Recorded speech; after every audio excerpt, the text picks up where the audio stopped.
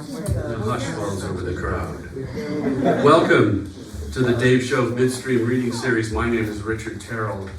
We want to thank Unitarian for, as always, hosting us in this great space. And this is usually at the point where I tell you if you can't hear, anytime just raise your hand, but they also have now this groovy new sound system, so I think, oh yeah. And it's a good thing I don't know how to turn it up, so it's fine. We have a website, midstreamreadingseries.wordpress.com, on which you will find news of next month's reading and recordings of readings from the last so many years. So feel free to access that. We also have a mailing list. Do I want to pass this around now? Sure. And if you're not on our mailing list, please sign up if you like. And we don't bug you. It's just 2 messages a month and nothing more.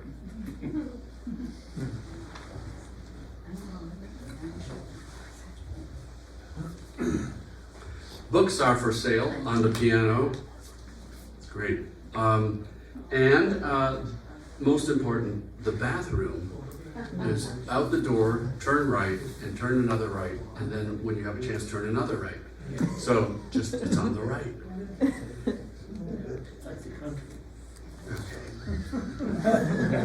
Like, yeah. Papa John at the other place used to say, the bathroom's on the left, the light's on the left, everything here is on the left. Okay, I'm going to read a silly poem of my own. The good news is that I was able to cut 10 lines from it this morning. It's still a little long, but it's about those great detective film noir where there's a detective and a femme fatale and a lot of shadows and everything is, wonderfully apocalyptic. So, noir.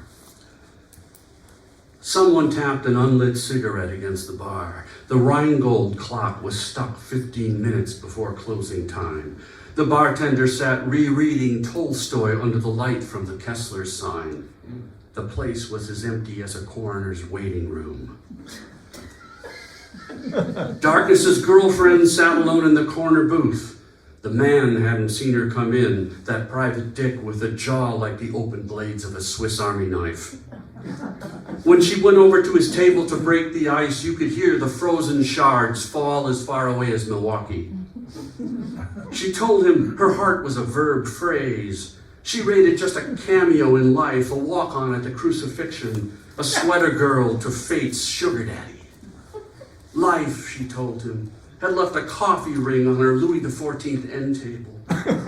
It was like carving your initials into the Pietà, then staying behind at the museum for the docent tour of the German Expressionist wing.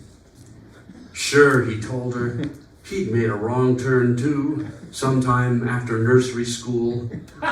Later folded towels in the prison laundry for old men who wet themselves waiting for a parole as unlikely as the second coming of Horatio Alger. Did that mean it had to end this way? Tossed out like last week's salad? A cold water flat in the Potemkin village of happiness? A slice into the rough on the long par 5 of existence? She said nothing, and he knew, she knew, what it was like not to know, or so he thought. Night fell and tore its stocking, useless as the 15th line of a Petrarchan sonnet. There was just so much to say, it was no alibi for that poet who left the motor running with the garage door closed. Night fell, or was it pushed, by a crazed man in spats and fashionable neckwear, and now it lay in a pool of bloody darkness. His story got longer and more improbable, but he stuck to it like plaster of Paris. She was as cold as the dice before the shake, sharp as a sock symbol to the eye. Hey, buddy, how late does the band play? About half a beat behind the drummer. Just my luck. Did you know, he asked her, the average third baseman makes 47 errors in a single season. There were tears in his eyes. It was all a game she played, he thought, Score tied 0-0 in the bottom of the 23rd inning, and then the game was finally called on account of darkness. Coming to a theater near you. Okay. Walter Cannon, our first reader, is Professor Emeritus at Central College in Iowa, has published poems in a variety of anthologies, reviews, and journals, including Slant, Nimrod, Mid-America Review, Waterstone, Flyway, and in the Red Wing Arts Poet and Artist Collaboration. His chapbook, The Impossible World, is from Finishing Line Press. He used to dwell in Baja, Minnesota, also known as Iowa, but now he lives on the edge of a marsh in Chaska. Walter Cannon.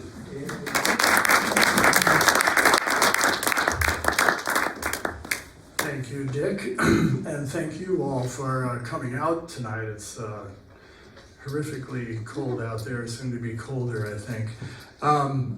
Following on your tour de force there, I was reminded of how David Chove used to begin his readings over in that other Papa John's upper chambers there, the fire hazard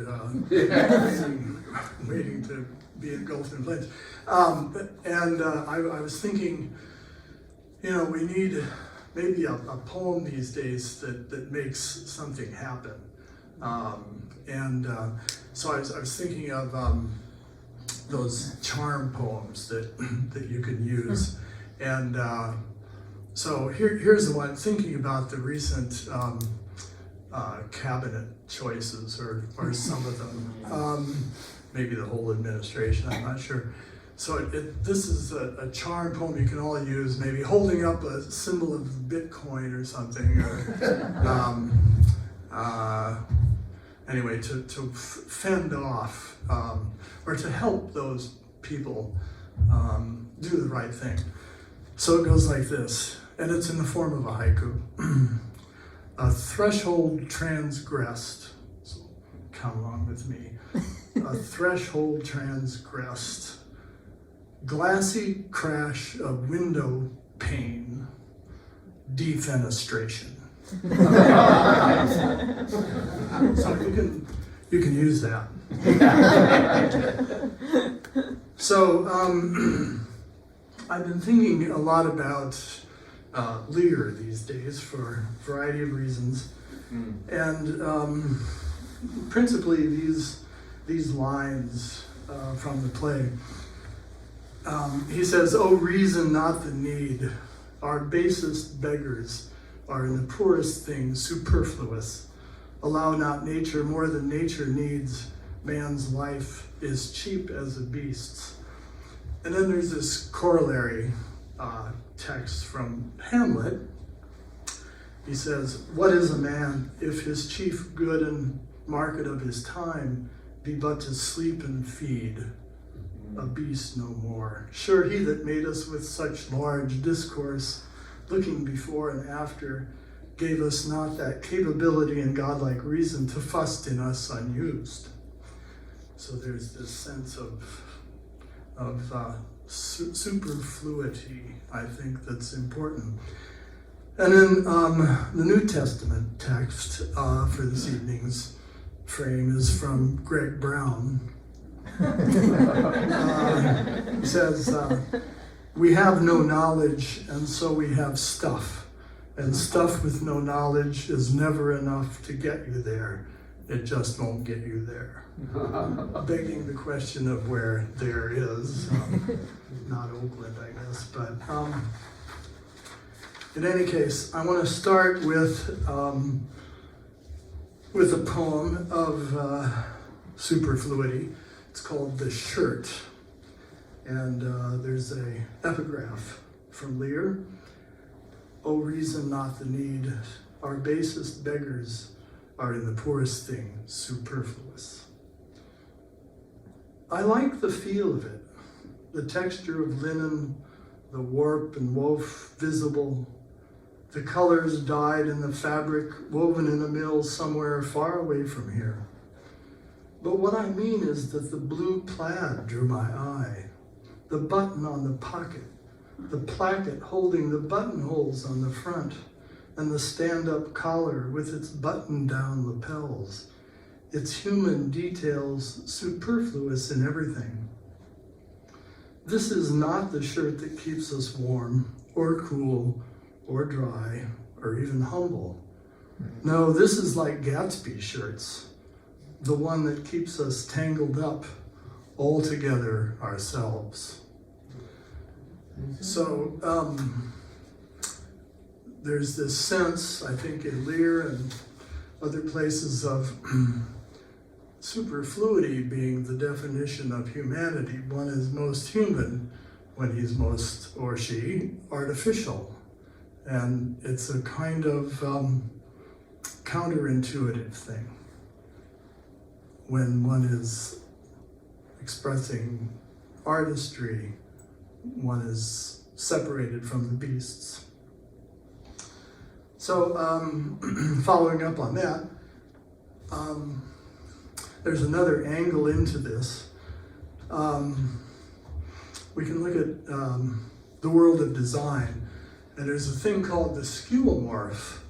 Skeuomorphic design is, well, the Oxford Dictionary calls it an object or feature that copies the design of a similar object made from another material, but does not usually have the practical purposes that the original does. So for example, on your computer, on your screen, you have a save icon, which is a picture of a floppy disk. Nobody's seen a floppy disk or used one in decades, right? There are people probably who don't even know what a floppy disk is, but there it is. So that's a skill. Or the shading on those pages that make it look like a piece of paper, but there's no reason for that. Or those entablatures on Greek temples, and you see a frieze and a triglyph, a frieze and a triglyph, and the triglyph, you know what I'm talking about on the thing? So the triglyph is meant to look like the butt end of a beam. Well, they used to make the temples out of wood, but now, or then, they're made out of stone, carved stone, but they're carved to look like wood. So that's a skeuomorph. And there are lots of these around. Now that you know. Consider the skeuomorph. He doesn't really know what he's doing anymore, but he just goes on doing it. And we don't really notice it because we have gotten used to seeing him just as he has always been, at least in our lifetime. Until now, that is. Until someone has pointed out that the thing we're looking at is not really the thing we thought it was, and is, in fact, really not doing it anymore anyway. But we keep him around for comfort and for the pleasure we find, or used to find until now, in an entirely unnecessary thing, which is pretty extraordinary.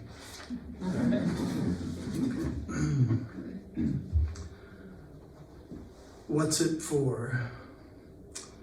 I love looking at old farm machinery, tractors, industrial engines shined up, their heft and substance swelling into raw force, harnessing explosions that rein in 80 or 90 horses and God knows how many men and women and boys. I'm drawn to the cast iron wheels and rods, handles and levers, some with gentle concave ridges cradling a neat pinstriped line of gold, marking out what replicates a wooden spoke or a handmade brace. Other cast surfaces gently curve, scrolling unnecessarily like a superfluous grace shining out in green paint.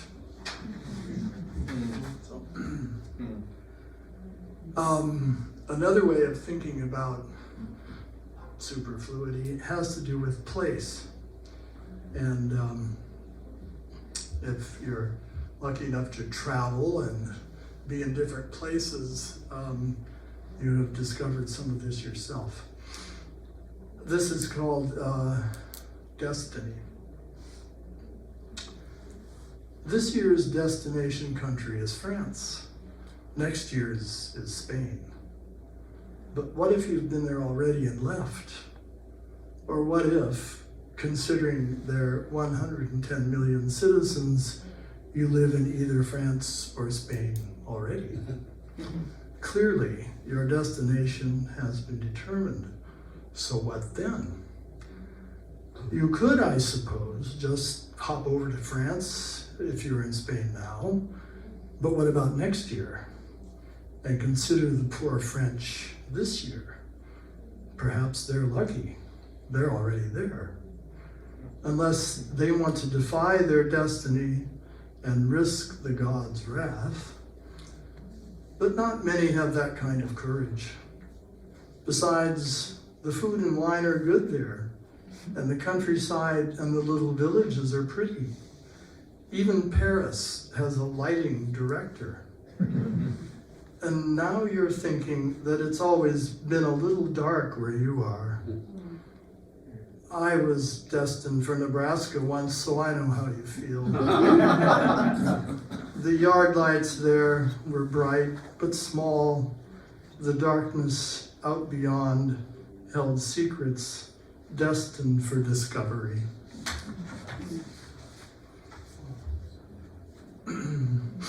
We were in Istanbul recently. Well, here it is. Istanbul is not Constantinople. I wasn't sure what to expect, but it wasn't the four lads.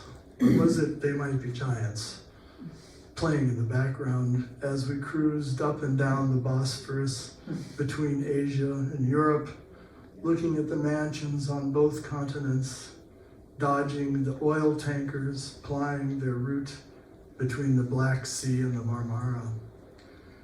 Istanbul is not Constantinople, nor is it Byzantium, for which there is no song, except perhaps a cacophony of sounds we can still hear today, layered as oral strata, like a sultan's hammered gold, lords and ladies, apostles and priests, a mosaic of faces and voices fading in and out beyond the plaster and ages.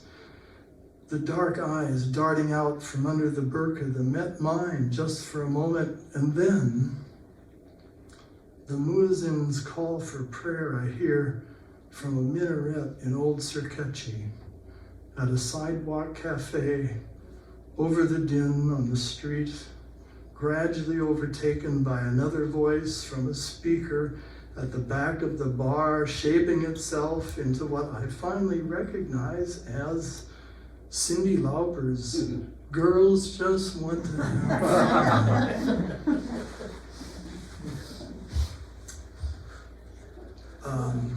Okay. Nature study. This is and there's an epigraph here from Wallace Stevens. Does ripe fruit never fall? So you're thinking, death is the mother of beauty and that sort of thing. Okay, nature study. What is it about realism that we find so attractive? You can almost feel that drop of dew on the leaf if a touch wouldn't set off the alarm. And here I'm writing in the subjunctive mood, a mood that's ripe for speculation, imagining how beautiful the world will be when I'm dead, or just before I die, really, since, of course, I won't be imagining anything after that actually happens. But I think a lot of things are really pretty now. Last night's sunset amid the summer storm, and the happy bee inside my Oscar Peterson rose. Come on, I don't have to be able to die to see the yellow-pink petals and smell the sweet, jazzy fragrance, do I? When you think of it, mortality isn't all that it's cracked up to be. I'm sure I could learn to see beauty and possibly be beautiful even if I were some kind of a minor god. Of course, well-read us, there is the lesson from Odysseus who gave us up his chance to be a god and make love every night and or day with Calypso because he knew that that would be boring after a few years, 7 to be exact. And how long did it take me to see those yellow-pink petals? How long to taste the apple hanging low on the bough? How long to rise up from your bed? Okay, and I'll end with this. It's called Winter Light Flying into Iowa. Coming through clouds, I see the thick white land, then the dark fractal hills ridged by forests and dark lines, rigid angles against all that space. A little grid of the town, little lines of separation, and then roads and wires, links of one to another. The dark rivers meander unrigged by the regular grid of cultivation. But when the plain banks, I'm startled to see dark rivers lighting up below, catching dusk in a golden circuit, the sunlight connecting at just the right angle, its blazing gold becoming the winter light. Thank you.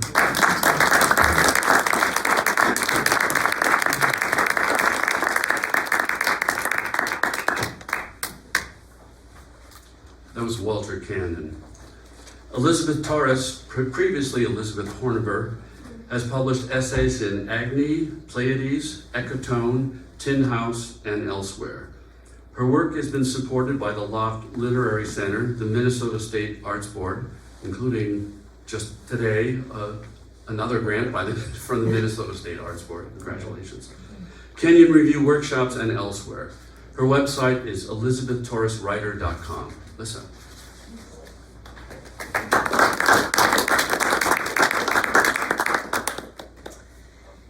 Thank you. I haven't used a microphone in a long time. Okay. Thanks, Dick. Thank you all for being here. Thank you, Walter, for those wonderful poems. So Dick mentioned I normally write essays, and so I'm kind of new to poetry, and so I have poems tonight, but they're prose poems, so I'm not departing that far. But I started moving into poetry because I started wanting to move outside my autobiography, or just like move into persona, basically. So all of these are more or less persona. I was also talking with a few of you beforehand, so I have 3 kids. The oldest is 4, the youngest is 2 months. So yes, I'm very happy to be here. Yes, but that's more or less what I started writing in reaction to was, okay, I'm moving into motherhood, and I'm experiencing something new, and but also I was kind of surprised by among all the other things I had to sort of react to was how much I felt like I was in a new market. Like I felt like I was being advertised to constantly, and especially if you're on social media and you know how the algorithms work, it's like it was just this constant like, you're a mother, so you buy things, right? And so that was kind of a disorienting thing also. And so this is sort of where I started writing these kind of weird little things, which I now call prose poems. And yes, and that's where I'll start. Okay, on beaks. Some expand into sacks of storage for the end times. Some strain. Of course, you know where this is going, to the tailor bird's needle. And it's not that they sew the nest itself, but rather a cup to hide the nest they build of fur and ephemera. As a point of interest, an 18th century zoologist had it wrong when he said the tailor bird sews a dead leaf to a living one. What dead thing he saw perhaps died the way all things do, in the spirit of abandonment. I'm no bird watcher, just another woman on her phone wishing I too had a needle not intended for scraping bones. To sew, the tailor bird pierces a leaf with holes so small as not to kill it, stitches it to another with spider silk over 100 stitches per home. Is it in the tailor bird to refuse this living, refuse eggs, refuse the bits of thread her mate offers? What I think doesn't matter, but wouldn't you think her troubled? I have never experienced anything I'd call a mother's intuition. I myth-make myself a tailor bird toying with dead leaves, and I love her. This tailor bird likes snakeskin so well she kills for it. She's mesmerized by the shine of fish scales and decorates her nests with these tiny mirrors, rotates minnow for carp at the equinox. She goes to poetry readings to make it mean something. I'm sorry if all this feels problematic. Still, imagine it if only to sit in this sadness together. Imagine the tailor bird sad. All that sewing for a hiding place, and then the tailor bird's cries, give it away.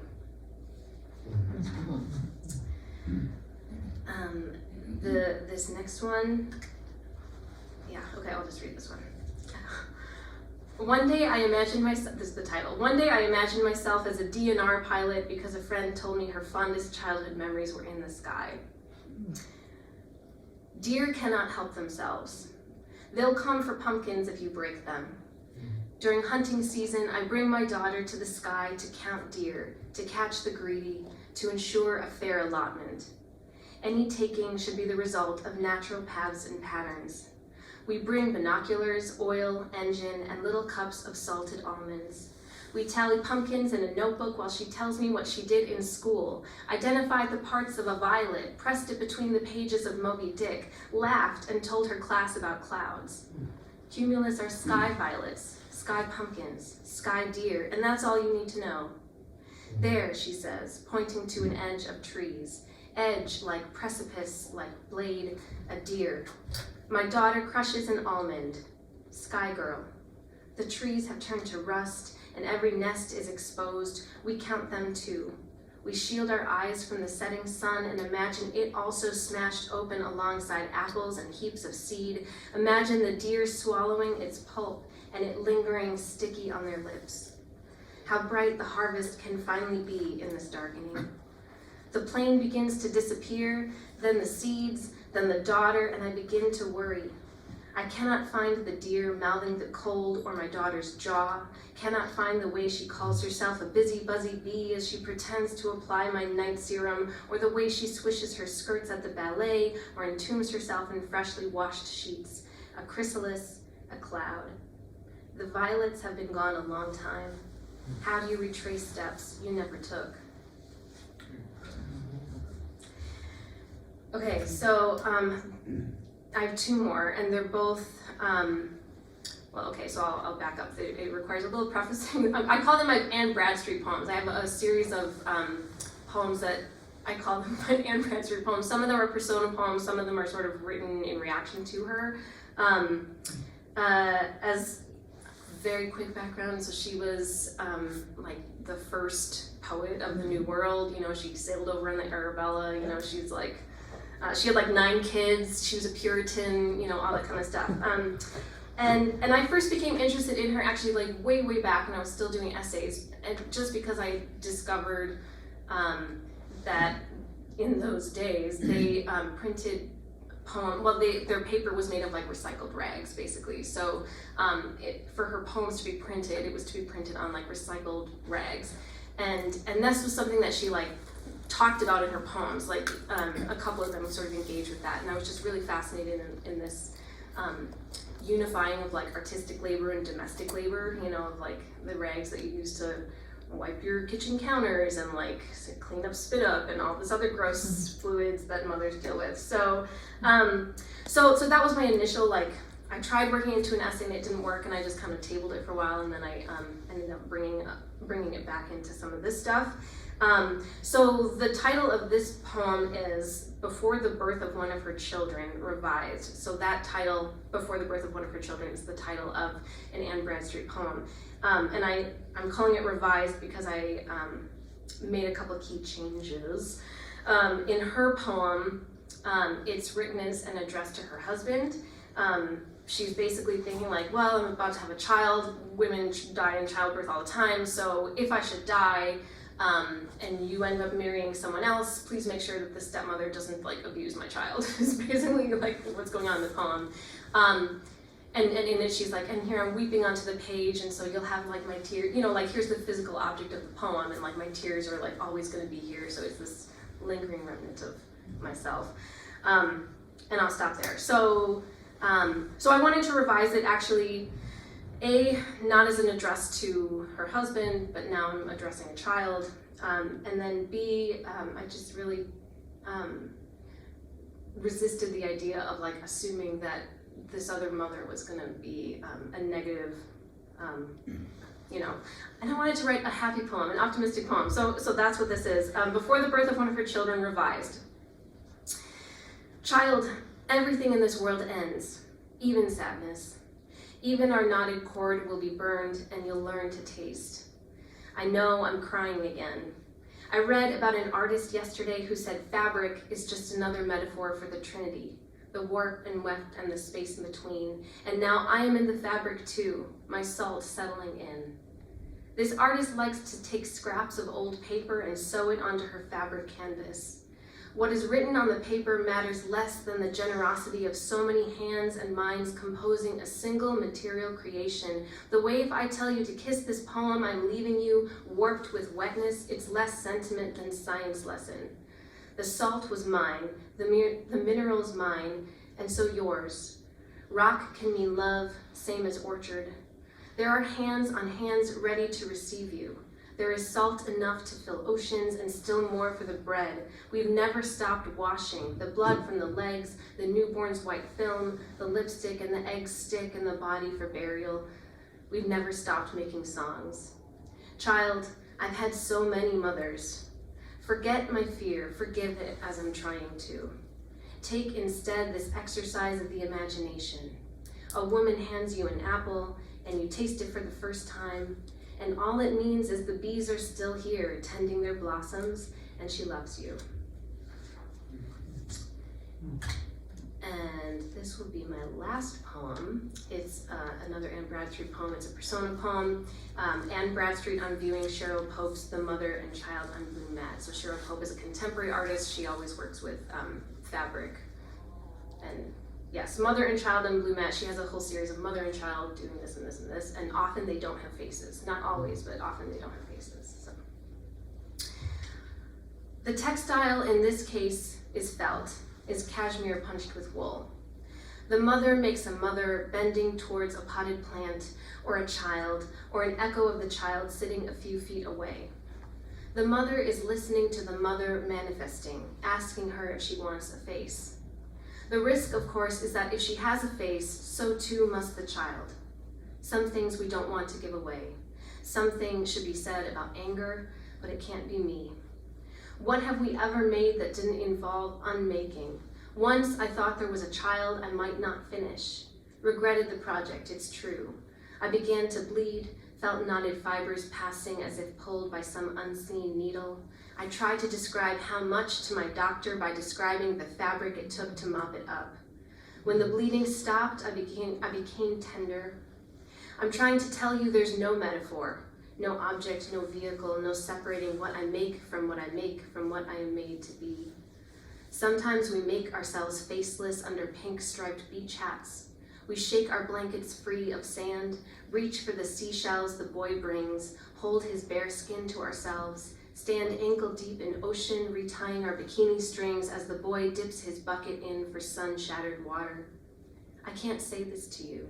The truth is, I saw it sewn. I'll delete this draft later, and my next will be free of regrets. Next time you see me, I'll be who I want to be. Thank you.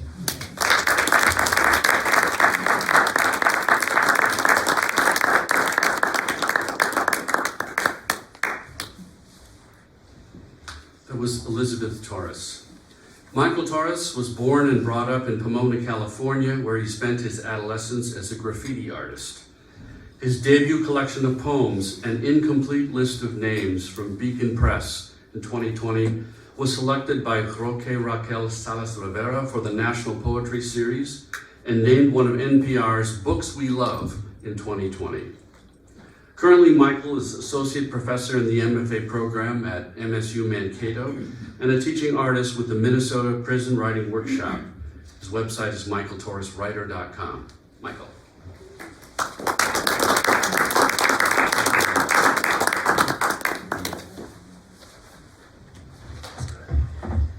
Hi, thanks Dick, thank you all for coming out. I have a few poems.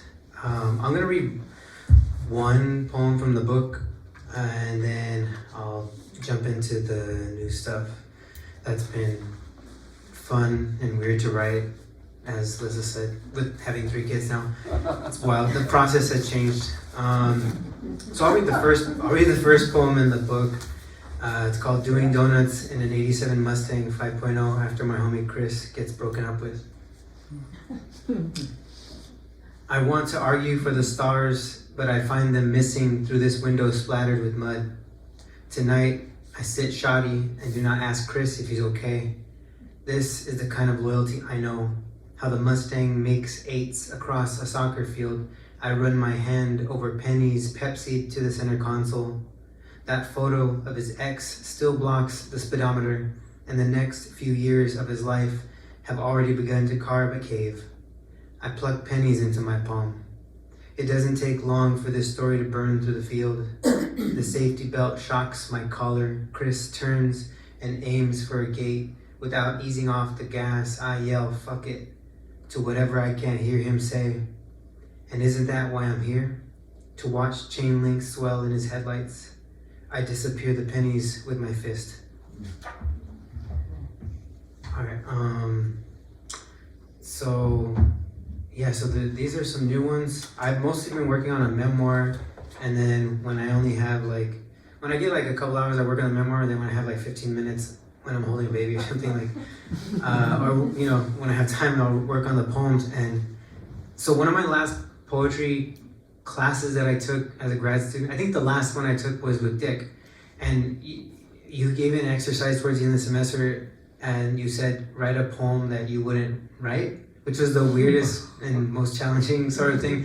But that sort of prompt and exercise comes back to me a lot, and for some reason after the first book got published, it got published 2 months after our daughter was born, the oldest, and I just wanted to for as long as I could, just try to pretend as if I was writing poems, as if I didn't know how to write them anymore. I was starting all over again. And so these next couple poems are weird to me in that way that I'm I wrote these, and I know that I wrote these, but in other ways they're so different from what's in the book, which I think at the very least did the job, which is I'm trying to find my way back in a different way to poetry. This one's called Put Your Hands Together. At any point, a story could be taking place. My mother at the dining table when I was a boy, for example, apologizing to the plastic bottle of mustard she dropped, then quickly picking it up. But maybe there is no story, only detail, impression, and someone you loved. I've begun to recognize where I'm going wrong raising my daughter, like when I only say no, don't, or careful. When I feel guilty about it, I give it a few minutes and then say to her, "You having fun?" In kindergarten, me and my friends liked to make construction paper guns. 2 sheets cut in an L, stapled together along the edge, just like that. Heavy gray clouds in the sky today, and their scientific names I never remembered. I want to say cumulus, but not out loud. I've been working on shortening the distance between beauty and what I don't know. When my daughter has an important question, she climbs her playground slide and calls to God directly. I like this story because there is no ending. What made the paper gun tricky was working with small scissors. We slice slow in slight angles so as to fashion a proper trigger guard. This rainy afternoon, fallen leaves sleep on the surface of a puddle. I think of my mother reading a novel after dinner, her elbow resting on the arm of the couch. For so long, she seemed like a model for a drawing class, that met once a week in the evenings. You can almost imagine everyone in their seats, a healthy mix of tired and happy students, agreeable because the teacher assigns no reading. Each of them is tender with their piece of charcoal, the way one slows before a kiss. This other one that's weird but fun, and the last one I'll read. I feel like I'm reading too fast. What I started realizing when I was trying to find my way back into poetry or to poems was that I was really interested in the capaciousness of a poem, and in the way that, like, my first book was published, I moved away from California. I made another life in Minnesota, and poetry was a big part of it. And in leaving everybody sort of behind, family and friends, I thought, okay, well, I dedicated myself to poetry and I'm a poet. What is, like, for some reason, the next question was, what is poetry gonna do for me? What can it hold for me? Like, it has to do all these things now for me that I've given myself over to it. And that just led to the ideas of poems. Like, all my poems started being about, or like being ars poetica, or speaking about writing, and the idea of writing was always in the poems I was working on, and for a while I resisted it, and then I kind of leaned into it because then it became a game of, like, how will this be an ars poetica but different than the last one, right? So this one's called "How Many People Does It Take to Make You Popular?" It's that time of year, I guess. High school students are visiting the college where I teach. I'm sitting here at the student union on a Saturday, alone in a booth, wondering if the booth makes me look more lonely. For them, time passes in handouts and coffee orders. On my computer screen, I type these small words, trying not to take up more space. The 3 empty seats in my booth are for the ghosts. One is the ghost of my 22-year-old self who drove all the way to San Francisco by himself just to say he did it. The other ghost is the ghost of truth. He's here to remind me the original plan was to bring Diana, but by the time I wanted to leave, she'd fallen back in love with Junior. The ghost of sad memories follows up saying, but remember, you came back home and lived your life, and Diana lived hers, and then one afternoon, in front of a restaurant, waiting for your name to be called, there she was. Diana as when you were 22, but she was older, busy talking to someone. And who was it she was there with? You know. At this, all my ghosts lean in. The truth ghost speaks up. It wasn't Diana you saw first, was it? But Junior. And you were surprised by how well you had remembered his face, how recognizable he was to you. So what? Says my 22-year-old ghost. Hush, I say to him. Let them speak. It's okay. More students enter the building, giggling so aimlessly. I envy them for a moment. Yes, well then, the truth ghost continues. Junior had a ponytail, remember? He'd gained weight too, and that made you happy. Until, the ghost of sad memories chimes in, until you saw Diana, she was laughing. That is, Junior was still making her laugh, though years had passed. Years would continue to pass, the truth ghost says. Hopefully, says the 22-year-old. They will, I say. They all shift towards me then. What is it like now, they ask. How does it feel? What, I say. Love, they chant. Love. It's easier now, I say. Most times. It's difficult to explain. It was so different then and now on the page. It aches to go back. Why do you do it then, the ghosts wonder. Because, I say. I said I would. I gave my word.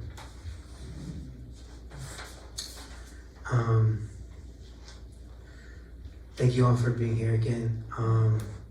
It's really, we don't get a lot of time out of the house even, so it's really great to come out and do this. And this is the first time me and Lissa are reading together besides an open mic, so this is really cool. Thank you for that too. I like this poem a lot. It makes me sad in a happy way. Driving along County Road 18 in January outside Rochester, Minnesota. Up ahead, there's a ranch, and I want to say that I don't care about the past anymore or that I never did, but Those spotted horses gathered near the fence remind me of a friend I haven't spoken to in years. Someone who back then didn't want to admit how much he loved working with horses because he didn't want to become his father. That was my first year in the Midwest in college, and I would buy Subway for dinner every day because my sister back home kept reloading a gift card. It's true. There was a Subway down the road, but I drove to another because I needed to take a highway to get there, and because it stood between a group of storage units and a hill left to the weeds. An untroubled place, troubled little more by my coming and going. One of those evenings, my truck's battery died, and standing beside the field, it was him I called. Minutes later, he came through with jumper cables. This must be how friendships start, I thought. Afterward, I offered to buy him a beer next week.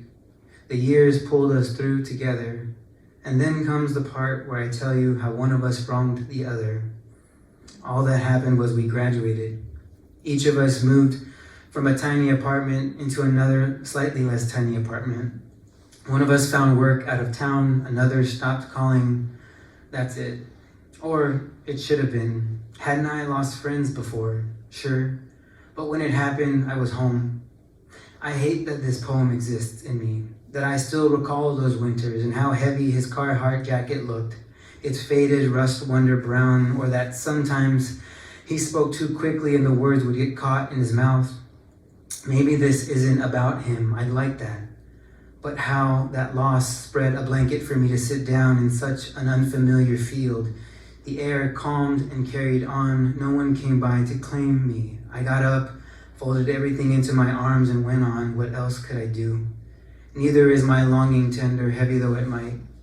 And for all that I thought leaving home was a way to enter manhood, I could, if I dared, point to my chest and watch myself on a swing, looking back for whoever should be there. This isn't the poem I wanted to write. And I know it's a problem to want to make this friend mean nothing here, but sometimes a grudge feels good. A person can grow so close to indifference. If they need to, try it. It's not that bad. Say, fuck it. Say, anyways. Say, it doesn't matter. Say it to the wall, to the painting of a bitten apple that rests its red on a watering can, the one that hangs in the dining room. I don't like how this poem makes me feel embarrassed, I mean. Even though it's not defeat that bothers me, but being made to realize there was nowhere for me to return to. Of course, I mean home. All my friends back west at work and out of earshot, read near the past. There isn't enough I believe in to make me feel good about the distance, none of it. And yet, this sunset's pink should count for something. These geese must. Snowdrift smooths the prairie beyond this evening. This world has asked me over and over again to stand tall. Find your footing, it says, and I do. I try. I say, take the photo already. Tell me I have strong shoulders. Look past the ditch. A graveyard goes missing under the snow, save for a few headstones. In winter, there is no quiet because of all the quiet. I've been gone a long time. Is it true, what they say around here, that there's no crying on the prairie? Thank you.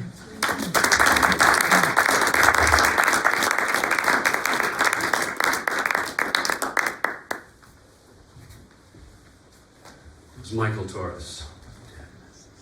Unitarian provides us this space and sets everything up so nicely so that we don't have to work too hard.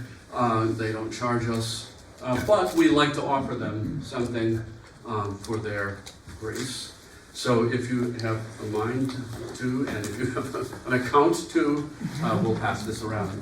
It's a church. I got a great plate there. And while you're doing that, I'll remind you that Connie and Michael have books for sale on the piano. So afterwards, browse, and you want to speak to any of our 4 writers. I'm sure they're happy to hear your reactions.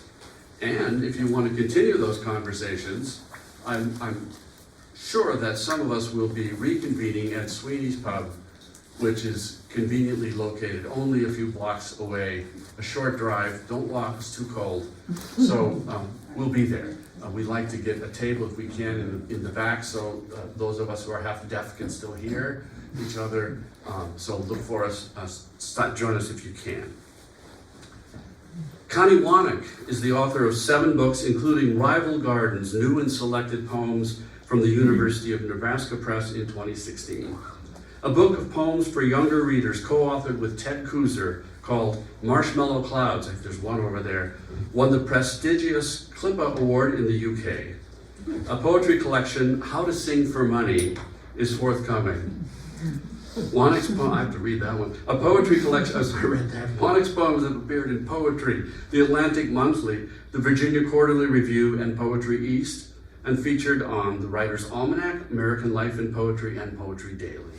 She was a Witter-Viner Fellow at the Library of Congress in 2006 and received the George Morrison Artist of the Year Award given for contributions to the arts in northeastern Minnesota. She lived for over 25 years in Duluth, where a wildflower trail in the Hartley Nature Center is named in her honor. Connie Wanek.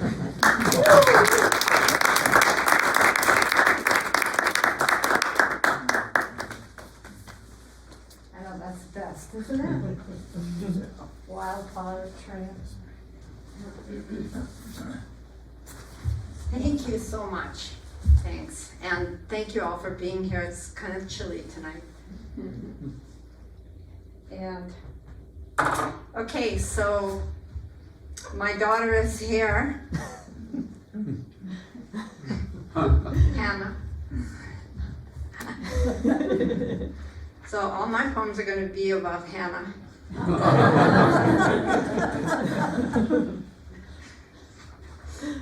Okay, here's the first poem called Long Nights. It has an epigraph from Robert Bly. It's good to have poems that begin with T and end with God.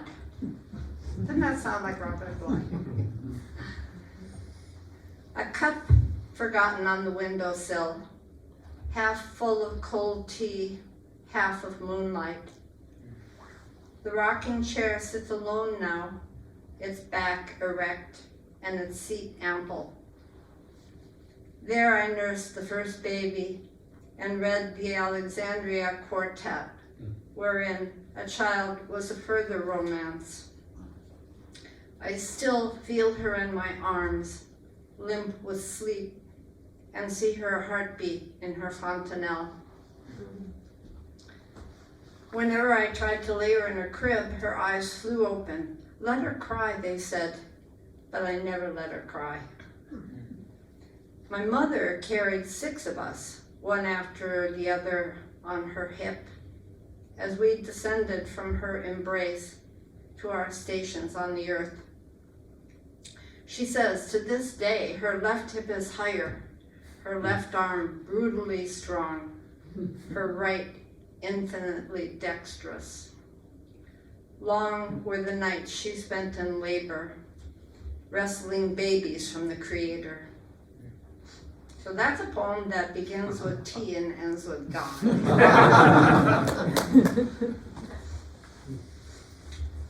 This one is, really it's about my mother-in-law, but it's close enough to Hannah. Black and white photograph. She lined up the boys by height and steadied her camera.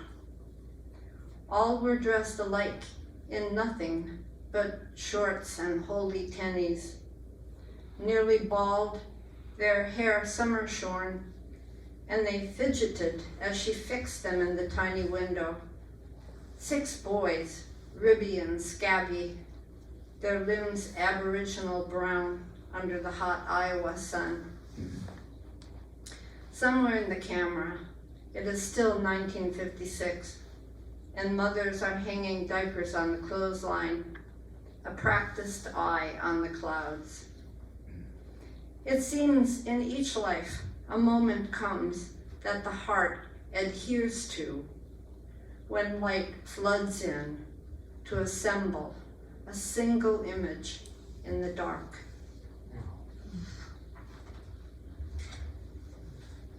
This one is about Hannah. It's called The Midwife. We had her with some midwives down in Cañutillo, Texas, because in Las Cruces, where I grew up, midwifery was illegal, but we went across the state line and had a baby. The midwife. She was a medium, a fortune teller, or an emissary sent to God himself to beg humbly that the child come whole and sound and soon. Her hands were so clean, the nails clipped or bitten, the skin dry and tight. She slept off and on, accustomed to resting when she could in a bed or chair, like a traveler crossing the frontier between tragedy and comedy, land forever claimed by both sides.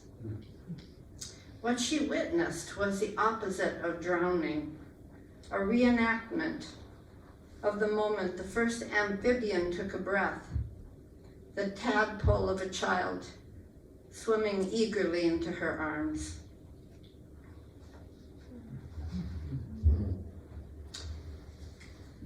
And this one's called The Accordion.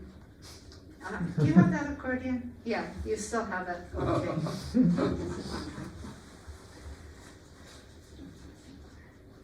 It was the one tangible you brought home from the city. An armful of instrument, bellows and keys and buttons, and a smell of antique lubrication, and a sound that poured undiminished through solid walls. You sat in your chair with straps around your shoulders, teaching yourself to play, determined to do different things differently in the tradition of your people, mixed breeds from a dozen lands. You sat as at a dance with your partner on your lap, but it was also a baby you were coaxing to speak. I carried you that same way long ago, your infant head under my chin, your chest against my chest, my arms around you, my little marsupial. I have photos of us like that, mother and child. And more, I can feel it physically. My arms still ache. It's like phantom pain after an amputation, phantoms being real.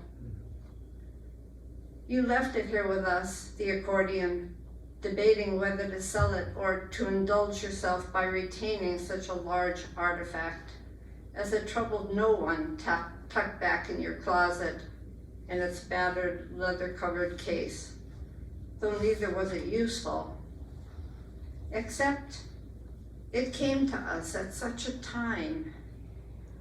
You sat alone with it for hours before your open curtains, the music book awash in winter light, hesitations, repetitions, small masteries, and beyond you, snow passed through the sieve of the pine boughs with the delicacy of grace notes. Are there any more poems about Hannah in this? Not really. Well, there might be some, but I wanted to read one poem from Consider the Lilies, which is Mrs. God poems. A lot of you know all about my Mrs. God poems. I belong to a church of one, and that's me. And my God is Mrs. God. And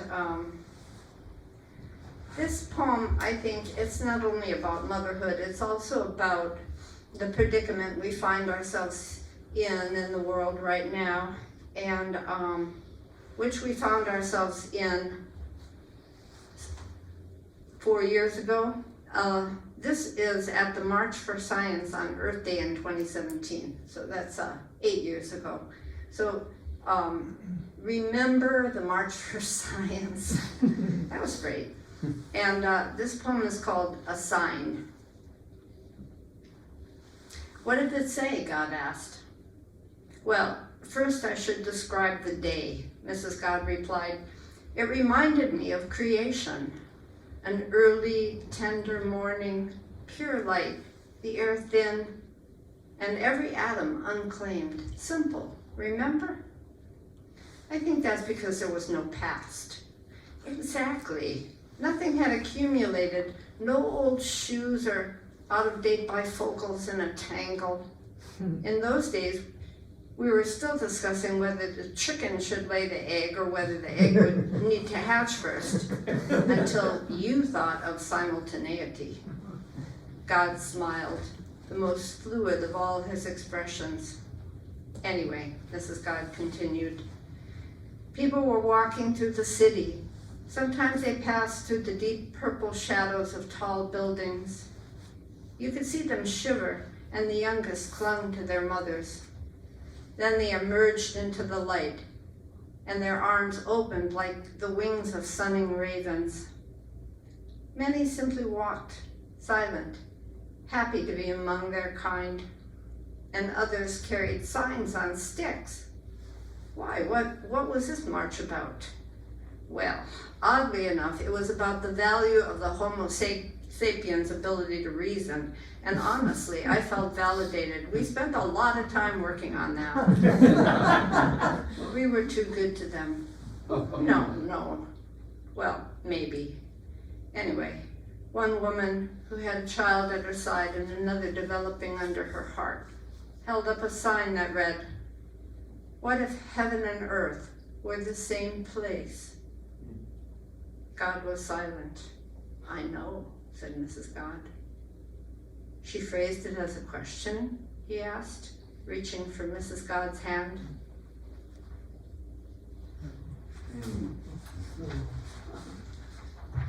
What if heaven and earth were the same place? This poem is for a friend of ours, Dave and Jess up in Duluth.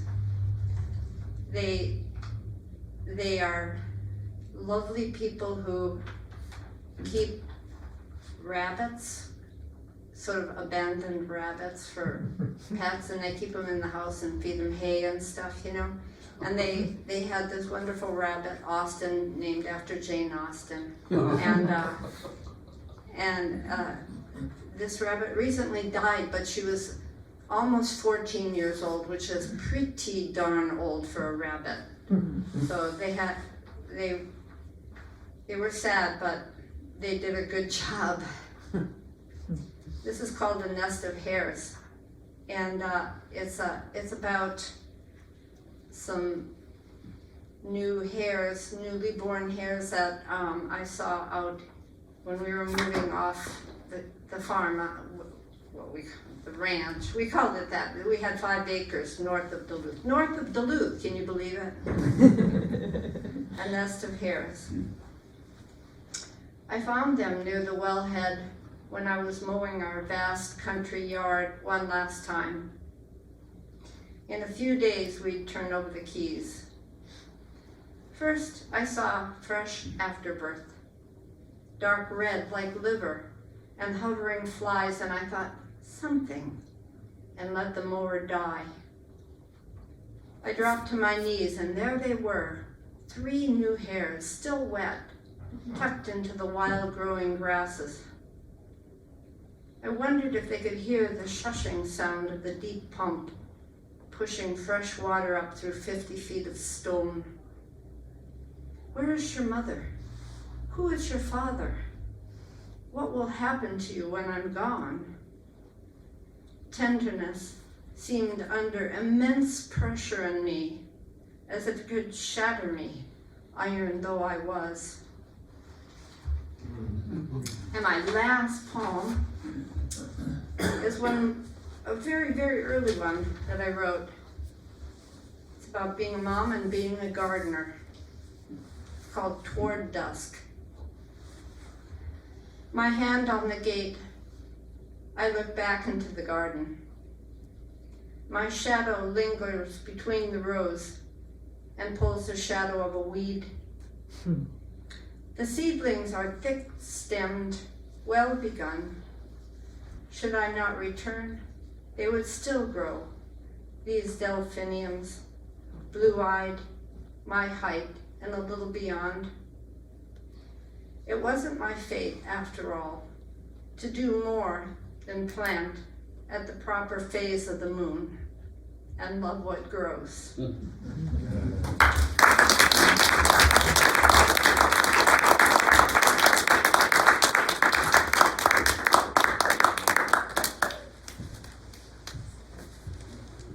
That was Connie Wanek. One more round of applause for all three, Walter Ken, Mrs. Torres, Michael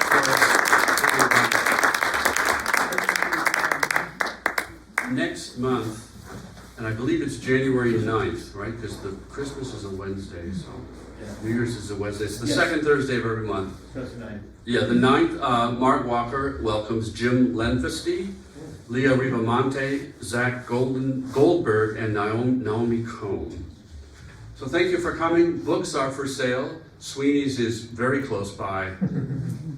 Thank you. See you next month.